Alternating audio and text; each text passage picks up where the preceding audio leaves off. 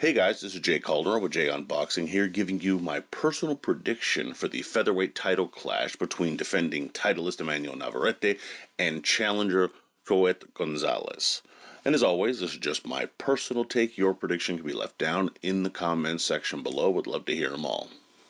A little bit of fight info here. We have Emanuel Navarrete taking on Joet Gonzalez. This is at the PECHANGA Arena in San Diego, California, with ESPN broadcasting the fight here in the United States. This is, of course, in the featherweight division for the WBO's version of the title, once again owned at the moment by Navarrete. And this is a nice, solid fight, even if the result is expected to be pretty obvious to most observers. Navarrete is the very clear favorite here, which we will be getting into a bit later, but it's still going to be fun, and Gonzalez isn't a pushover. And perhaps with bigger fights at featherweight to be made, could Navarrete be overlooking his opponent? Is it something that he's maybe trying to showcase in this fight and really is going to show out all his skills and his repertoire? Who knows? Still, will Gonzalez have the tools to take advantage of any opportunities presented regardless? Let's get into the breakdown here. Starting with the challenger here, for Gonzalez to win, I think he needs to smother the work of Navarrete. Navarrete is a fighter that relies upon getting going and kind of the flow of the fight. One way to disrupt that, if you're Gonzalez, is to smother his work. Navarrete has a longer reach and can box going forward or backward, so you really might struggle trying to simply outbox him, trying to find that perfect range. Instead, jab your way inside and then land the quick scoring shots before pressing against him and forcing him to reset through either referee breaks or simply infighting. This might also help tire him out as the rounds progress, which could help Gonzalez. I would also say avoid most exchanges. While Navarrete is simply too busy to avoid all exchanges, you don't want to overindulge him in this department. Again, smother his work. Circle away and make him rush his work a little bit. Give him some kind of unique angles of your own. Anything but letting him rattle off a 50-punch combination like he seems to want to do every fight. This will give you time to think and breathe while he has to keep his hands more at bay.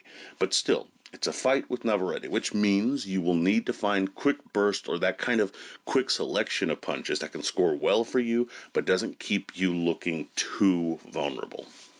Finally, I would say double jab, then throw the right hand. One way to disrupt his work and get close inside to avoid those exchanges is a double jab. He might time your single jab, but double jabs always make that tougher, especially for a fighter who's looking to let his hands go, so double it up. This will also open up opportunities for the right hand down the middle, which is certainly one of the better shots Joet throws, and if he can push the awkward Navarrete back and line that shot up, it could pay off as the rounds progress and really kind of score for him more than anything else. Switching to the champion here. Now, for Navarrete to win, I think he needs to let his combinations flow. This is an obvious one. Whether he wants to or not, Navarrete is going to throw some combinations. And he wants to, don't get me wrong. Gonzalez isn't a slouch, so he will want to test the waters first, but ultimately he's going to start letting them go. It's going to happen. A particular set of punches that will likely work well will be when he paws with the left, then throws the right and left around the guard. As he rolls to his left, he then corkscrews that left uppercut between the guard. That could work like a charm, and I'm sure we're going to see quite a bit of it on Friday. I would also say use your odd angles. When you're a little different in the ring, you sometimes gotta just lean into it. Pun intended in this case. You can't reinvent the wheel and you can't change a fighter after some point. You can tweak, you can add a little bit pieces here and there, but for the most part, they are who they are. And why would you want to change it if you're not worth it? It works for you. He is at times awkward and he leans from side to side far more into shots than would be considered conventionally wise. It's simply what works for him. He often has unique combinations. It works for him. Don't adjust and don't become an orthodox fighter now. Make Joet adjust to you and have to deal with the looks you're giving him that he's probably never seen. I would also say throw the left hook up and downstairs. The primary shot for Navarrete is the left hook. From a Mexican fighter, I know, crazy, right? It's especially potent to the body. However, that will leave the left hook to the body, then the left hook up top to the head, combination wide open, especially as the fight progresses and Gonzalez may begin to wilt. And it's certainly a selection of shots that Navarrete enjoys throwing.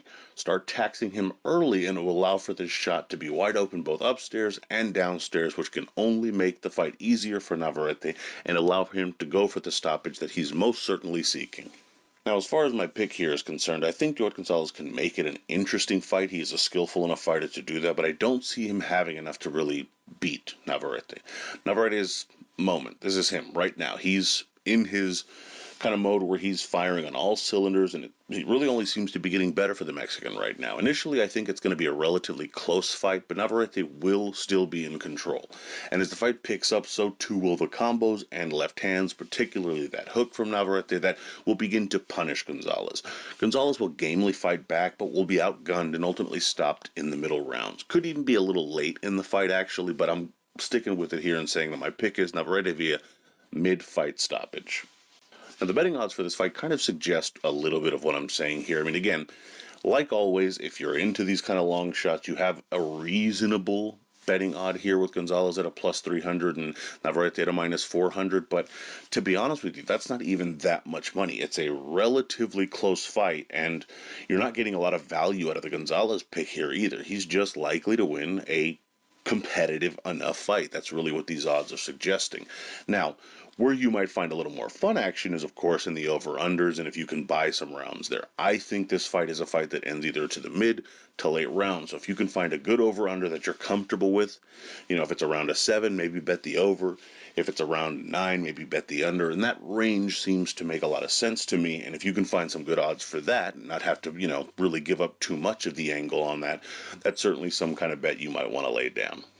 In any event, my prediction record heading into the weekend is 34, 12, and 3 with 10 exact for the year. But let me know what you guys think. Would love to hear your predictions as well. Let me know all your kind of thoughts and bets, predictions, so on and so forth that you have going on. Please be sure to like, comment, share, subscribe, follow, all of that good stuff. Follow me on Twitter at jcaldron_JOB, and you can email me at junboxing@gmail.com. Would love to hear from you there. Also, be sure to check out junboxing.com for schedule, results, betting odds, rankings, some written pieces I have there, so on and so forth. And as always, until next time.